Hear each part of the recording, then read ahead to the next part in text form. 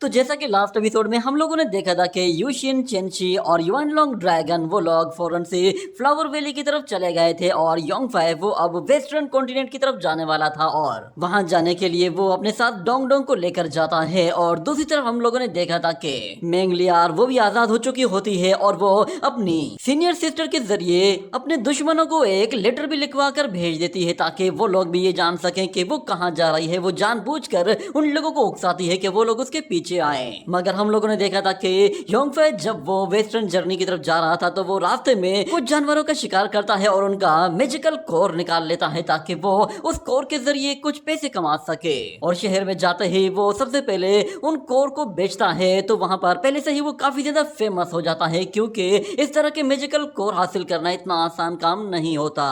और वहीं पे ही हमें उसका एक दोस्त भी दिखाया गया था जिसका नाम केली था। केली उसे वेस्टर्न रीजन के बारे में बहुत सारी बातें बताता है और उससे कहता है कि कल मैं तुम्हें एक सेरेमनी के अंदर लेकर जाऊंगा जहां पर बहुत सारे लोग आएंगे। और फिर अगले सीन में हमें दिखाया जाता है कि जब वो सेरेमनी शुरू होती है तो वहां पर हर जगह हमें कपल्स दिखाई दे रहे होते हैं जो कि उस ग्राउंड में डांस कर रहे थे। हर शख्स वहां पर एक दूसरे की तारीफें कर रहा होता है। यहाँ पे हमें वेस्टर्न कल्चर की पूरी झलक दिखाई जा रही होती है जो कि 90s की सेंचुरी में हुआ करती थी। और वहीं हमें एक एल्फ प्रिंस को भी दिखाया जाता है जो कि कुछ लड़कियों के साथ बैठा हुआ होता है और वहाँ हर शख्स वाइन पी रहा होता है और वो शख्स एक दूसरे के साथ डांस भी कर रहे होते हैं। और बहुत सारे लोग क्योंकि वो पहली मर्तबा मिल रहे थे तो इसीलिए वो लोग एक दूसरे के साथ दोस्ती कर रहे होते हैं। इसी तरह ये पार्टी चल रही होती है और सब लोग खूब इंजॉय कर रहे होते हैं। मगर यहाँ पर अभी एंट्री होने वाली थी हमारे मेन हीरो योंगफाई की। वो केली के साथ जैसे ही वहाँ पर आता है तो वो आते साथ ही सब लोगों से कहता है कि ब्यूटीफुल लेडीज, तुम्हारा चार्मिंग केली आ गया है। मुझे देखकर बताओ कि क्या मैं पहले के मुकाबले में अब और भी ज्यादा हैंडसम नहीं बन गया।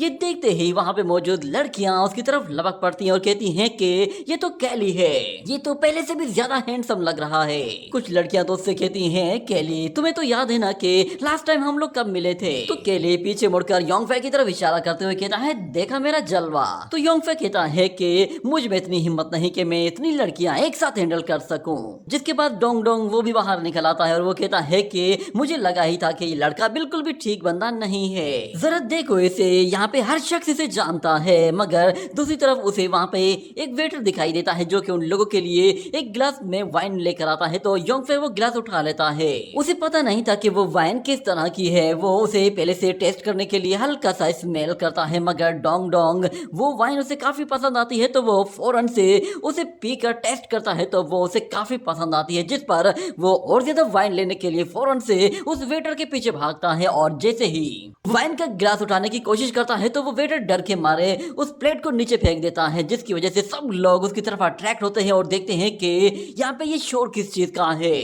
मगर जब उन्हें वहां पर वो ड्रैगन दिखाई देता है तो वो सब लोग चौंक जाते हैं कि यहाँ पर तो एक मैजिकल बीस्ट मौजूद है। वो ड्रैगन योंगफे के पीछे जाकर छुप गया था और थोड़ा सा डरा हुआ लग रहा था। जिस पर योंगफे कहता है कि चलो कोई बात नहीं, बस एक कभी तो गिरा है। मगर वहाँ पे मौजूद लोगों को ये बात बिल्कुल भी पसंद नहीं आई थी कि यहाँ पर एक फ्लाइंग बीस्ट इस पार्टी में मौजूद है। उन लोगों को ये बात जरा भी अच्छी नहीं लगती कि कोई भी मैजिकल बीस्ट वो पार्टी में आ जाए और वो उन बीस्ट को लो लेवल का बीस्ट समझते हैं और वो उन्हें कभी भी अपने साथ पार्टीज में नहीं लेकर जाते। और ये पहली मर्तबा ऐसा हो रहा था कि कोई बीस्ट एक पार्टी के अंदर आ गया था। ये बात सुनने के बाद वहाँ पे मौजूद एक यंग लड़का जिसका नाम ओडेला होता है वो कहता है कि आखिर किसकी इतनी हिम्मत हुई कि जो अपना जानवर यहाँ पे लेकर आ गया। क्या तुम्हें ये बिल्कुल भी पता नहीं कि इस तरह की रॉयल पार्टीज के अंदर लो लेवल के बीस्ट को लाना अलाउड नहीं होता। ये हमारे इस बैंकॉट की इंसल्ट है। उस बंदे को वहाँ पर देखकर योंगफे कहता है कि ये बिल्कुल क्या नाव की तरह है मगर ये एक एल्फ है और ऊपर से इसके अंदर एटीट्यूड भी काफी ज्यादा है। ये देखकर केली भी उन लोगों की तरफ आता है मगर इससे पहले कि योंगफे कुछ बोलता डोंग डोंग खुद ही उन लोगों के सामने आ जाता है और कहता है कि ये वाइन बहुत ही मजे की है मगर मुझे समझ में नहीं आता कि क्या तुम लोग अंधे हो गए हो, क्या तुम लोगों को गॉड ऑफ लाइट ने अंधा कर दिया है।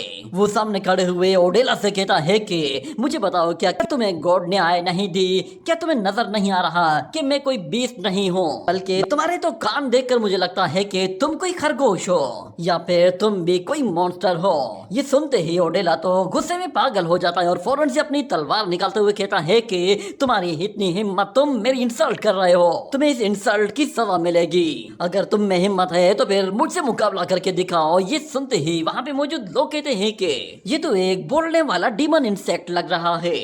मैंने इसके बारे में सुना है, फ्लाइंग सेंट सिटी में इस तरह के बहुत सारे मैजिकल पेट्स हैं जो कि उड़ सकते हैं। मगर यहाँ पर योंग फाई वो भी फौरन से अपनी तलवार निकाल लेता है और कहता है कि अगर तुम लड़ना ही चाहते हो तो फिर ठीक है। मगर डोंग डोंग कहता है तुमने मुझे अब गुस्सा दिला दिया है तो अब तुम्हें मेरा गुस्सा भुगतना होगा। ये कहने के बाद वो फौरन से उसकी तरफ जाता है, उस पर एक बहुत ही जोरदार पंच से अटैक करता है तो वो ओडेला की बॉडी को उठाकर ऊपर हवा में टांग देता है, जिससे वहाँ पे मौजूद सब लोग चौंक जाते हैं क्योंकि किसी ने कभी भी इतना पावरफुल ड्रैगन नहीं देखा था और ऊपर से वो इतने छोटे से शेप में था। और फिर योंग फाई कहता है कि ये बस बकबक कर रहा था, इसे लड़ना तो बिल्कुल भी नहीं आता, ये तो बस एक छोटे से बीच से हार गया है, ये मेरा मुकाबला क्या करेगा। मगर डोंग डोंग कहता है कि मैं दिल का बहुत अच्छा हूँ इसीलिए मैंने इसे जोर से नहीं मारा है। मगर देखते ही देखते वहाँ पर किंग ओलिवर भी आ जाता है और वो आते ही कहता है कि यहाँ पर चल क्या रहा है। उसे वहाँ देखते ही वहाँ पे मौजूद जितने भी लोग होते हैं वो उसके आगे झुक जाते हैं, जिसके बाद वो योंग फाई से कहता है कि मुझे नहीं मालूम कि तुम्हें यहाँ पर इनवाइट किसने किया है, पर मैं तुम्हें बता दूं कि यहाँ पर मेरे बैंकॉट में मेरी परमिशन के बगैर तुम किसी के साथ लड़ाई नहीं लड़ सकते। क्या तुम्हें ईस्टर्न पार्टीज में बस यही सिखाया गया है कि पार्टीज को किस तरह खराब किया जाता है? ये एक रॉयल पार्टी है इसलिए इसके अपने रूल्स एंड रेगुलेशंस होते हैं। ये सुनते ही केली कुछ कहने की कोशिश करता है मगर योंग फाई कहता है कि माय लॉर्ड मैं इसके लिए आपसे माफी चाहता हूँ, मैं सच में आपकी अथॉरिटी को चैलेंज नहीं करना चाहता था, ना ही मेरा ऐसा कोई इरादा था। यूँ समझ ले कि मैंने तो बस उस लड़के को एक छोटी सी पनिशमेंट दी है, वरना मैं तो उसे बहुत ही बुरी सजा देने वाला था। वो लड़का इतना एरोगेंट है, उसने आपके बैंकोट को खराब करने की कोशिश की है, वो इस रंग में भंग डालने की कोशिश कर रहा था। मगर यहाँ पे डोंग डोंग आता है और वो कहता है कि by the God of light please शांत हो जाइए। गॉड कहता है हमेशा एक दूसरे को माफ करना चाहिए, जो भी शख्स माफ कर देता है उसी के साथ ही होली लाइट होती है और होली लाइट की ब्लेसिंग्स भी उसी को मिलती है। तो वेस्टर्न चर्चेस की ये टीचिंग्स देखकर वो सब लोग चौंक जाते हैं कि ईस्टर्न ड्रैगन ये वेस्टर्न टीचिंग्स के बारे में इतना कुछ जानता है। सोचा भी नहीं था कि ये गॉड ऑफ लाइट का बिलीवर होगा। अगर डोंग डोंग वो अब एक स्टेप और आगे चला जाता है और कहता है कि गॉड ऑफ लाइट की ब्लेसिंग वो हर किसी के लिए एक जैसी होती है, गॉड की नजर में सब लोग बिल्कुल बराबर है। उसकी बातों से तो वहाँ पे मौजूद लोग बिल्कुल चौंक गए थे कि ये तो हमसे भी ज्यादा अच्छा बोल रहा है। और योंग फाई कहता है कि पता नहीं इसने वेस्टर्न चर्चेस की नॉलेज कहाँ से हासिल कर ली है, मगर खैर जो भी है ये बहुत अच्छा कर रहा है।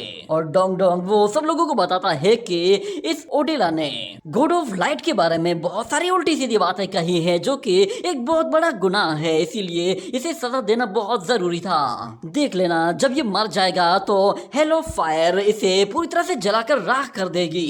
डोंग डोंग की बातें सुनने के बाद किंग ओलिवर भी काफी खुश होता है और वो कहता है कि यकीन नहीं आता कि ईस्टर्न ड्रैगन वो हमारे गॉड ऑफ लाइट का इतना अच्छा बिलीवर है। मैं पहली मर्तबा किसी ईस्टर्न ड्रैगन को इस तरह बोलते हुए देख रहा हूँ। वो योंग फाई से कहता है कि तुम लोग काफी अच्छे लोग हो, चलो मेरे साथ आ जाओ, हम लोग बैठकर कुछ बातें करते हैं। तुम ईस्टर्न टेरिटरी से आए हुए हमारे गेस्ट हो। और वहाँ पर फिर कैले भी आता है और वो कहता है कि अंकल ओली ये ईस्टर्न जनरेशन के जितने भी यंग डिसाइपल्स हैं उनमें से टॉप का डिसाइपल है। इसके बारे में मैंने आपको पहले भी बताया था, इसका नाम योंग फाई है। उसका नाम सुनते ही सब लोग पहचान जाते हैं कि इसके बारे में तो हमने बहुत कुछ सुना है, क्या ये वही है? मगर ये दिखने में तो बिल्कुल आम आदमी लग रहा है। और एक बंदा कहता है कि इसका हुलिया दिखने में बिल्कुल नॉर्मल लग रहा है, दिखने में तो ये नहीं लग रहा कि कोई खतरनाक वॉरियर होगा। और इसका लाइफ स्पेन कितना हो सकता है? और वहाँ पे मौजूद फिर तीसरा बंदा आकर कहता है कि तुम्हें किसने कहा है कि ये एक अच्छा वॉरियर है, ये एक अच्छा डांसर भी तो हो सकता है। मगर यहाँ पर योंग फाई वो उन लोगों से कहता है कि माय लॉर्ड मैं आपके लिए एक बहुत ही अच्छा सा गिफ्ट लेकर आया हूँ, मैं आपको देना भूल गया था। ये कहने के बाद वो एक गिफ्ट बॉक्स निकालता है और किंग ओलिवर को देता है। तो जब किंग ओलिवर उसे खोलकर देखता है तो उसके अंदर कुछ मैजिकल क्रिस्टल कोर्स होते हैं। उन्हें देखकर वो काफी ज्यादा सरप्राइज होता है कि ये तो काफी हाईएस्ट लेवल के मैजिकल कोर बीस्ट हैं। ये तो काफी हाई लेवल के मैजिकल कोर्स हैं जो कि किंग लेवल के बीस्ट के अंदर मौजूद होते हैं। ये सुनकर योंगफै कहता है कि असल में मुझसे यहाँ आते हुए कुछ किंग लेवल के बीस्ट टकराए थे, तो मैंने उन्हें रास्ते में ही निपटा दिया था, जिसके बाद मैंने उन लोगों का कोर भी बाहर निकाल लिया था। और मैंने सोचा कि ये क्रिस्टल्स मेरे तो किसी काम के हैं ही नहीं, मैं इसे आपको दे देता हूँ क्योंकि ये आपके लिए बहुत ही ज्यादा फायदेमंद हो सकते हैं। किंग ओलिवर को ये गिफ्ट काफी ज्यादा पसंद आता है और वो योंगफै से कहता है कि तुम आज से हमारे बहुत ही अच्छे दोस्त बन गए हो। वो वहाँ पे मौजूद अपने सर्वेंट से कहता है कि आ जाओ मेरे इस दोस्त को वाइन पिलाओ। ये कहने के बाद फिर अगले सीन में हमें दिखाया जाता है कि सब कुछ नॉर्मल हो चुका होता है और फिर से वहाँ पे मौजूद कुछ कपल्स आपस में डांस कर रहे होते हैं और ओली वो अपने अंकल के साथ बैठकर बातें कर रहा होता है और डोंग डोंग वो भी उन लोगों के साथ बैठकर मजे से खा पी रहा होता है। उसके भी वहाँ पर ऐश लग गए थे और उसके साथ बैठी हुई लड़कियां वो उसकी हरकतें नोट कर रही होती हैं कि ये कितना क्यूट है। और वो उन लड़कियों को कहता है कि मुझे गॉड ने बताया था कि इस तरह की वाइन्स और बहुत ही मजे मजे का खाना वो ह्यूमन बॉडी को करप्ट कर देता है। चलो मैं तुम लोगों की खातिर तुम्हारी बॉडी के अंदर सारी की सारी इविलनेस को खत्म कर देता हूँ। उसकी बातों से वो लड़कियां और भी ज्यादा सरप्राइज होती हैं और कहती हैं ये बेबी ड्रैगन कितना क्यूट है और ये कितनी अच्छी बातें करता है। और दूसरी तरफ योंगफै वो वहाँ पे मौजूद एक मास्टर से हिस्ट्री के बारे में जानने की कोशिश कर रहा था, जिस पर वो मास्टर उससे कहता है कि सोचा नहीं था कि हिस्ट्री के बारे में तुम्हारा इंटरेस्ट इतना अच्छा होगा। तो योंगफै कहता है कि वेस्टर्न कॉन्टिनेंट के पिछले कुछ हजार साल बहुत ही लाजवाब गुजरे हैं और इसमें बहुत कुछ हुआ है और मैं तो पिछले 10,000 साल के बारे में जानना चाहता हूँ कि आखिर वेस्टर्न कॉन्टिनेंट में पिछले 10,000 सालों में क्या कुछ हुआ है, क्योंकि पिछले 10,000 सालों की कहानियां तो बहुत ही मशहूर होगी। ये सुनकर वो मास्टर से कहता है कि हाँ तुमने सही कहा है, ये पुरानी हिस्ट्री हमारे पास मौजूद है, मगर बदकिस्मती से ये हिस्ट्री काफी ज्यादा मिस्टीरियस है और हम लोगों की समझ से काफी दूर है। यहाँ तक कि मैं हिस्ट्री का मास्टर होकर भी इस हिस्ट्री को अच्छी तरह से नहीं जान पाया हूँ। हो सकता है कि हिस्ट्री के कुछ आंसर्स ऐसे हैं जो कि हमें सिटी के हाईएस्ट कैपिटल लाइब्रेरी में जाकर मिल सकते हैं और वहां जाने के लिए हमें काफी टाइम लगेगा और काफी रिसोर्सेज खर्च करने पड़ सकते हैं। ये सुनकर योंगफै कहता है कि ये तो बहुत ही बुरा हुआ। मगर वो लोग पीछे मुड़कर देखते हैं तो वहां पर एक एल्फ वो ओडेला को पकड़कर ले जा रही होती है, जिस पर ओडेला कहता है कि मुझे खींचो मत, मैं चल रहा हूँ ना तुम्हारे साथ। वो लड़की ओडेला को पकड़कर सीधा योंगफै की तरफ लेकर आती है और कहती है कि मेरा नाम लान है और मैं ओडेला की कजन हूँ। मैं अपने इस कजन के साथ बहुत सारे कंट्रीज को विजिट कर रही हूँ ताकि हम लोग अपने होली मैदान को ढूंढ सकें। मगर मेरा ये कजन तो दुनिया की इन रंगीनियों में खो गया है और वो नशे में धुत होकर लड़कियों के पीछे पागल हो गया है, जिसकी वजह से मेरी ये पूरी जर्नी ही खराब हो गई है। इसने आपके साथ जो कुछ भी किया है उसके लिए मैं आपसे माफी चाहती हूँ और मैं आपसे डांस करने के लिए आपको रिक्वेस्ट कर रही हूँ, प्लीज आप मेरे साथ आइए और एक साथ डांस कीजिए। यूँ समझ लीजिए कि ये मेरी तरफ से एक अपोलॉजी है। ये बात सुनते ही योंगफै बिल्कुल हैरान हो जाता है कि ये किस तरह की माफी है जिसमें डांस करना पड़ेगा। मगर सब लोग उसकी तरफ देख रहे थे कि ये इस अपोलॉजी को एक्सेप्ट करेगा या नहीं। मगर योंगफै कहता है कि सोचा नहीं था कि सारे ही एल्फ बहुत अच्छे हो सकते हैं, मुझे लगा कि शायद सारे ही ओडेला की तरह होंगे। ये कहने के बाद वो उस लड़की का हाथ पकड़कर फौरन से डांस करने के लिए उसके साथ चला जाता है।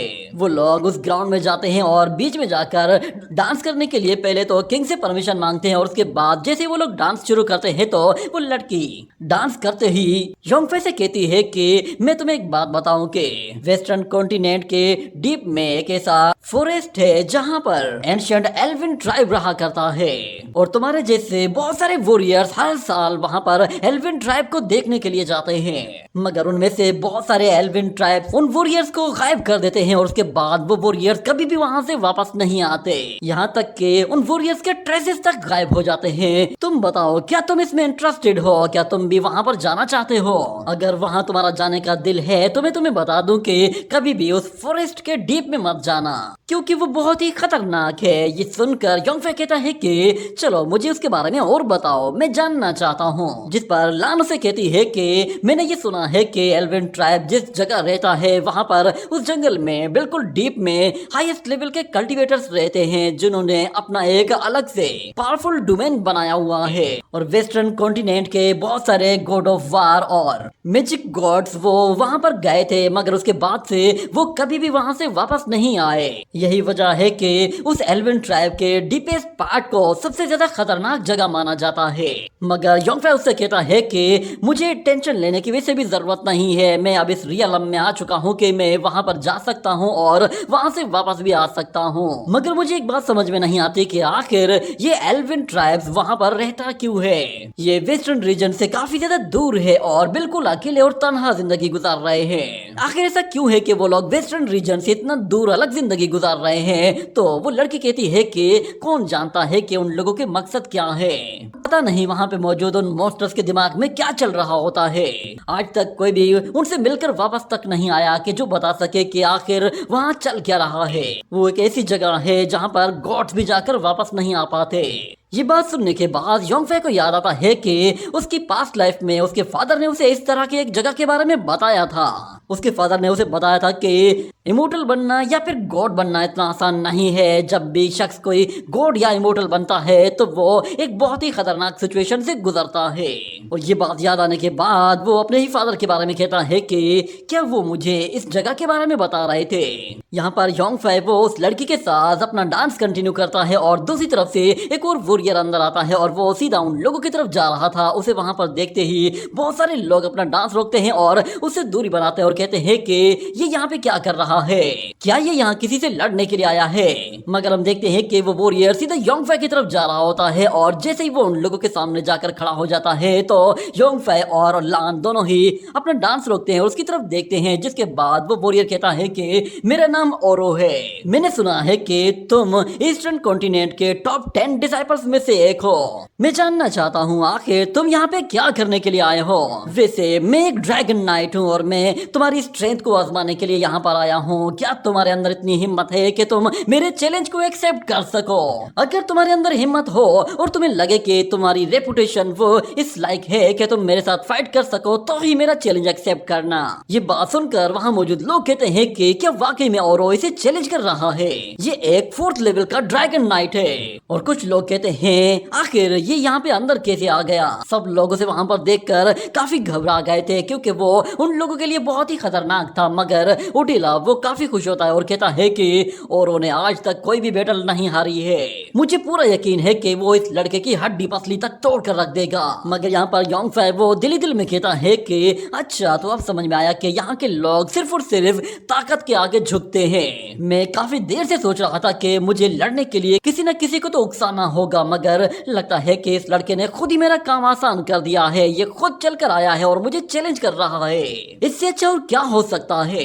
अगले सीन में हमें दिखाया जाता है कि वो दोनों ही वॉरियर्स एक बड़े से ग्राउंड में आते हैं और वहां पर सब लोग योंगफे को चीयर अप कर रहे होते हैं। जिस पर योंगफे का हौसला भी काफी बढ़ गया था क्योंकि वो वेस्टर्न रीजन में था और वेस्टर्न रीजन के लोग वो अपने वॉरियर को सपोर्ट करने के बजाय उसे ही सपोर्ट कर रहे थे। और सब लोग देखना चाहते थे कि आखिर ईस्टर्न कॉन्टिनेंट के इस वॉरियर में कितना दम है, क्या ये वेस्टर्न कॉन्टिनेंट के वॉरियर को हरा सकता है या नहीं। और क्योंकि वहां के लोगों ने पहले कभी किसी ईस्टर्न वॉरियर को लड़ते हुए नहीं देखा था तो इसलिए भी वो बहुत ज्यादा एक्साइटेड थे ताकि वो लोग फर्स्ट टाइम किसी ईस्टर्न वॉरियर को लड़ते हुए देख सकें। इतने में हमें एक बड़ा सा ड्रैगन ऊपर से आते हुए दिखाया जाता है जिस पर योंगफे थोड़ा सा सरप्राइज होता है कि ये ड्रैगन तो साइज में कुछ ज्यादा ही बड़ा है।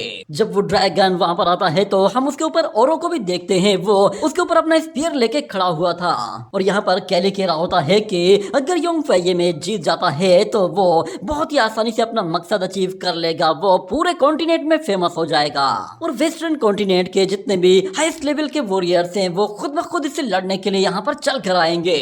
और यहाँ पर उडेला कह रहा होता है कि ओरो ने आज तक कोई मैच नहीं हारा है और ये मैच भी ये जरूर जीतेगा। मगर योंगफे कहता है कि ये इतना बड़ा ड्रैगन इसके पास कहां से आ गया। मगर वो ड्रैगन उन लोगों को गुस्सा दिलाने के लिए जानबूझकर अपने मुंह से बहुत सारी बदबूदार गैस रिलीज करता है जो कि सीधा उन लोगों की तरफ जाती है। तो योंगफे कहता है कि ये तो कितना बदबूदार है और कितना बेकार किस्म का ड्रैगन है। मगर डोंग डोंग इस हरकत पे कुछ ज्यादा ही भड़क जाता है और कहता है कि तुम्हारी इस हरकत से तुम्हें पता भी नहीं कि तुम्हें क्या सजा मिलेगी। ये कहने के साथ वो फौरन से हवा में ऊपर आता है और अपने ट्रू फॉर्म को अवेकन करता है। तो वो भी उसी ड्रैगन की तरह अपना एक जायंट शेप शो करता है जो कि उसका डिवाइन शेप होता है। उसे देखकर सब लोग चौंक जाते हैं और कहते हैं कि by the God of haven ये क्या है। ये तो कोई डिवाइन ड्रैगन लग रहा है। वहाँ मौजूद वो एल्विन क्लान के लोग भी चौंक गए थे। उन्होंने पहली मर्तबा कोई डिवाइन ड्रैगन देखा था। जिसके बाद डोंग डोंग वो जैसे उन्हें दोबारा से डराता है तो वो ड्रैगन इतना ज्यादा डर जाता है कि वो सर चकराते ही फौरन से नीचे गिरने लगता है और उसके साथ साथ वो वॉरियर भी बिल्कुल बेकाबू हो जाता है और दोनों ही धड़ाम से आकर नीचे गिरते हैं। मगर ओरो कहता है कि योंगफे ये क्या हरकत है, मैंने तुम्हें लड़ाई के लिए चैलेंज किया था, क्या ये है ईस्टर्न मार्शल आर्ट? तुम्हें मुझसे लड़ना चाहिए था मगर तुम तो अपने ही ड्रैगन को सामने ले आए हो। क्या तुम्हें मुझसे लड़ते हुए डर लग रहा है या फिर तुम इतने कमजोर हो कि तुम्हें अब उस ड्रैगन का सहारा लेने की जरूरत पड़ रही है? तो योंगफे उससे कहता है कि बच्चे तुम्हें क्या पता, शायद तुम मार्शल आर्ट के बारे में नहीं जानते। कोई भी मार्शल आर्टिस्ट अपने साथ अपना एक ड्रैगन रख सकता है।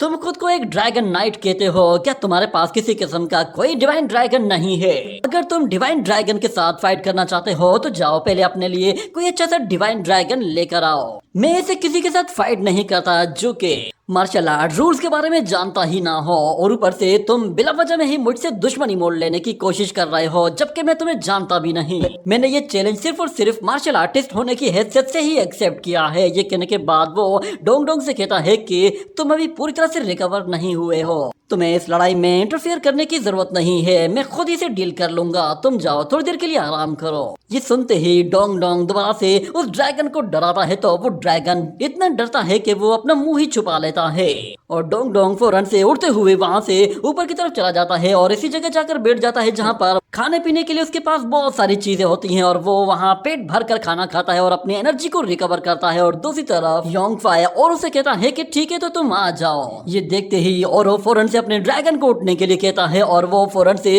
हवा में ऊपर आते ही अपने मुंह से फायर एनर्जी जनरेट करता है और उसके साथ बड़े बड़े आग के गोले योंगफे की तरफ थ्रो करना शुरू करता है। तो योंगफे हर एक अटैक को आराम से डॉज करता जा रहा होता है क्योंकि उसकी स्पीड अच्छी होती है तो वो हर एक अटैक को डॉज कर सकता था। जिसके बाद वो हवा में ऊपर आता है और उसे कहता है कि चलो मैं तुम्हें याद दिला देता हूँ कि लोग मुझे ईस्टर्न कॉन्टिनेंट में क्या कहकर पुकारते हैं। मैं लोगों के बीच एक ड्रैगन स्लेयर के नाम से मशहूर हूँ। ये कहते ही वो अपना स्पीयर बहुत ही जोर से उस ड्रैगन की तरफ थ्रो करता है। इस अटैक की वजह से वो ड्रैगन थोड़ा सा इंजर्ड तो हुआ था मगर अभी भी उसमें इतनी हिम्मत होती है कि वो दोबारा से लड़ने के लिए ऊपर आ जाता है और उससे कहता है कि चलो अब काउंटर अटैक करने का वक्त आ गया है। जिसके बाद वो ऊपर जाता ही अपने स्पीयर के जरिए बहुत सारे स्प्लैश अटैक रिलीज करता है और योंगफे अपने स्पीयर के जरिए उसके हर एक अटैक को बहुत ही आराम से रोकता जा रहा होता है। ये देखने के बाद वो ड्रैगन दोबारा से अपने मुंह से बहुत ज्यादा एनर्जी चार्ज करता है और जैसे उसे योंगफे की तरफ थ्रो करता है तो योंगफे अपने स्पीयर के साथ एक जोरदार एनर्जी वेव रिलीज करते ही उस जेट एनर्जी बॉल को भी डिस्ट्रॉय करके रख देता है। जिस पर ओरो कहता है कि कम ऑन, इस पे और भी ज्यादा हमले करने हैं। वो योंगफे पर अपनी और भी ज्यादा ताकत के साथ हमला करना चाहता था ताकि वो एक बार में ही उसका काम निपटा सके। इसके लिए वो अपने ड्रैगन के साथ पहले तो हवा में बिल्कुल ऊपर की तरफ चला जाता है। ये देखते ही योंगफे कहता है चलो तो अब श्वानगोंग टेक्निक को यूज करने का वक्त आ गया है। ये वॉरियर मेरे सेम लेवल का है तो इसे हराने के लिए मुझे ज्यादा एनर्जी यूज नहीं करनी पड़ेगी। ये कहने के बाद वो दोबारा से श्वानगोंग टेक्निक को यूज करता है जो कि एक जायंट हैंड के साथ अपीयर होती है। पहले ये technique heaven destroying hand technique थी मगर इसे अपग्रेड करने के बाद ये श्वानगोंग टेक्निक बन चुकी है। और योंगफे कहता है कि सेम लेवल पर 1-on-1 फाइट करना तो खुदकुशी के बराबर है, इसीलिए तुम्हें मुझसे ये फाइट करनी ही नहीं चाहिए थी। ये कहने के बाद वो उस जायंट हैंड के साथ उस ड्रैगन को पकड़ता है तो और वो उस ड्रैगन से नीचे गिरने लगता है और जैसे ही वो एक छत पर आकर गिरता है तो योंगफे फौरन से उसी जायंट हैंड के साथ उस ड्रैगन को गोल गोल घुमाना शुरू कर देता है। ये देखते ही सब लोग हैरान रह गए थे कि योंगफे वो इतना ताकतवर है कि वो एक ड्रैगन को एक मुट्ठी के अंदर बंद करके उसे इस तरह गोल घुमा रहा है कि जैसे ये कोई ड्रैगन ना हो, कोई लट्टू हो। और ओरो कहता है कि मेरे ड्रैगन को छोड़ दो। तो योंगफे कहता है कि ठीक है मैं इसे छोड़ रहा हूँ, अब इसे कैच कर लेना। ये कहने के बाद वो उसी ड्रैगन को ओरो की तरफ थ्रो करता है तो ओरो वो उसे कैच करने के बजाय अपनी जान बचाने की कोशिश करता है क्योंकि वो ड्रैगन सीधा उसी के ही ऊपर आकर गिरा था। जब वहां से धूल मट्टी सारी छट जाती है तो योंगफे देखता है कि वो ड्रैगन तो ठिकाने लग चुका है मगर ओरो वो अभी भी बिल्कुल सही सलामत है, मगर वो इतना ज्यादा डरा हुआ होता है और उसे पता चल गया था कि वो योंगफे की बराबरी नहीं कर सकता, तो वो फौरन से अपनी हार को एक्सेप्ट कर लेता है। और वहां मौजूद सारे ही वेस्टर्न लोग ये देखते हैं कि ओरो वो ये लड़ाई हार चुका है। ये उन्हें यकीन नहीं आ रहा था कि उनका इतना पावरफुल कल्टीवेटर वो ईस्टर्न ड्रैगन वॉरियर से इतनी आसानी से कैसे हार गया। मगर वहां पे मौजूद जितने भी ईस्टर्न लोग होते हैं वो सारे के सारे योंगफे की जीत पर बहुत ज्यादा खुश भी होते हैं, क्योंकि वो लोग ओरो से पहले ही बहुत ज्यादा बेजार थे, क्योंकि वो बहुत ही ज्यादा एरोगेंट था। और किंग ओलिवर वो भी योंगफे की जीत में खुशी के मारे सब लोगों से कहता है कि सब लोग हमारे इस ईस्टर्न गेस्ट को वेस्टर्न कॉन्टिनेंट में वेलकम करो, आज से ये पूरे के पूरे वेस्टर्न कॉन्टिनेंट में फेमस हो गया है। और डोंग डोंग वो दोबारा से ओडिला के पास जाता है और कहता है कि तुम्हारा ये गंदा समूह देखकर लग रहा है कि शायद तुम जो चाहते थे वो नहीं हुआ है। बदकिस्मती से हर किसी की गंदी ख्वाहिश इतनी जल्दी पूरी नहीं होती। और योंगफे यहाँ पर कह रहा होता है कि वेस्टर्न कॉन्टिनेंट में जो एंशिएंट फॉरेस्ट है वो काफी ज्यादा मिस्टीरियस और काफी डेंजरस है, चलो तो एंशिएंट फॉरेस्ट को विजिट करके देखते हैं। मगर उससे पहले मुझे शिनलान किंगडम के कैपिटल में मौजूद उस टेंपल में जाकर थोड़ी सी हिस्ट्री की नॉलेज हासिल करनी होगी, ताकि पता चल सके कि 10,000 साल पहले क्या हुआ था। ये कहने के साथ ये एपिसोड यहीं पे ही एंड हो जाता है।